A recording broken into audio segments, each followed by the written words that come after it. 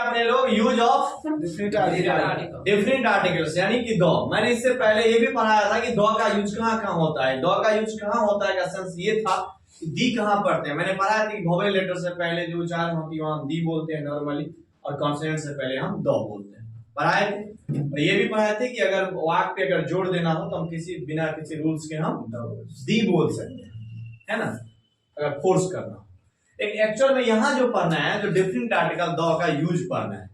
पिछले जो अपने लोग पढ़े हैं रूल्स में वो क्या पढ़े हैं, इनडिफरेंट आर्टिकल यानी एन का यूज पढ़े हैं। इसमें कोई डाउट नहीं ना, बन जा रहा है सारा। चलिए यहाँ पर पढ़ रहे हैं यूज ऑफ दो, यूजेज ऑफ दो। इसमें हम रूल नंबर फर्स्ट डिस्कस करने वाले हैं आप, ठीक है। सभी बच्चे इसको देखते जाइए और समझते जाइए, ठीक है।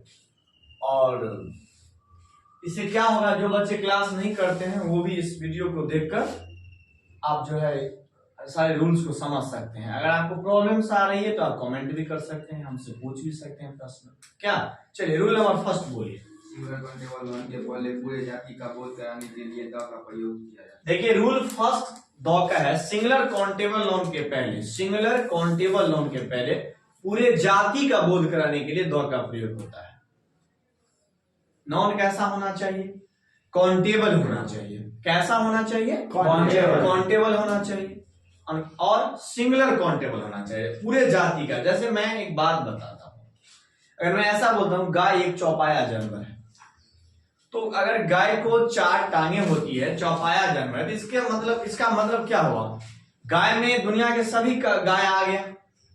मैं किसी एक पर्सनल गाय की बात की तो पूरे जाति का बोध हुआ ना।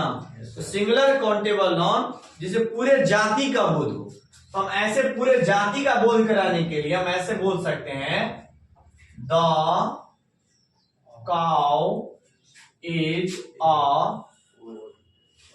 4-footed एनिमल, ठीक है। अब बताइए यहां पर दो क्यों हुआ। गाय एक काउंटेबल नाउन है और सिंगुलर काउंटेबल नाउन है जिससे पूरे गाय की बोध हो रहा है।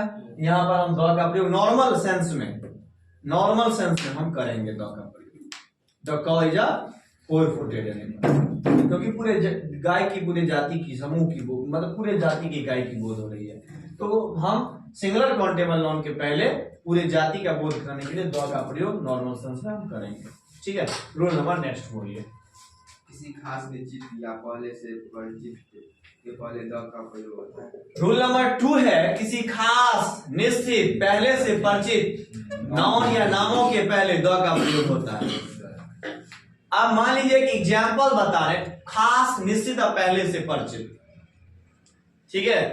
अब मान लीजिए सपोज दैट ये ग्लास है, ठीक है, ये क्या है, ग्लास है, और यहां ये ग्लास रखा हुआ है, ठीक है। तो आपने ऐसे कर ग्लास को देखा और इसमें पानी था, तो आप बोले कि हेलो इसमें तो गर्म पानी है, ग्लास में क्या है, गर्म पानी है। ये पानी अब क्या हो गया, एक पानी अपना एक ऐसा रूप में है जो पार्टिकुलर सेंस दे रहा है। पानी कैसा है, तो गर्म वाली पानी, गर्म है। ग्लास में जो पानी है क्या है, गर्म है, ना ठंडा है, समझ आ रहा है, ना गंदा है, या कुछ और भी बोल सकते हैं ना, लेकिन हम बोले पानी जो है गर्म है, इसका मतलब पानी एक खास अवस्था में। तो हमने क्या लिखाया, खास निश्चित पहले से परिचित, खास निश्चित पहले से परिचित। जो होशियार बच्चे होंगे, जो क्लास नहीं आए होंगे, वो कॉपी पेन निकाल कर हम रूल बोलते हैं, आप लिखते थे, ठीक है। तो किस खास निश्चित और पहले से परिचित नाम के पहले दो होता है, तो ये पानी खास हो गया। अब यहाँ पे दो लगाएंगे, ठीक है। क्या बोलेंगे, द वाटर बोलते हैं, द वाटर इज हॉट। क्यों दो लगा, बहुत बच्चे कहेंगे वाटर तो अनकाउंटेबल नाउन है, दो नहीं होगा। जी नहीं, अगर किसी भी कोई भी नाउन हो, सिंगुलर हो, प्लूरल हो, अगर वाक्य में दिए हुए सेंटेंस में खास अर्थ का बोध होता हो, निश्चित का अर्थ होता हो, पहले से जानकारी हो जिसके बारे में, उसका बोध कराता हो, तो हम दो का प्रयोग करेंगे। ये बहुत ही इंपॉर्टेंट रूल है, डीबीआई रूल है ये आर्टिकल्स का, याद रखेंगे हमेशा, इसमें दो लगेगा। इसीलिए मैंने बताया पानी गर्म है, मतलब वो पानी खास बन गई। मैं एक एग्जाम्पल और दे रहा हूं। मैंने बताया यह वही किताब है, देखिए यह वही किताब है, यह वही किताब है जो मैं कल खरीदा। अब ये किताब कौन हो गया? खास किताब हो गया। ये कौन किताब हो गया? खास किताब हो गया। ये वो किताब है जो मैंने कल खरीदा। यह वही किताब है जो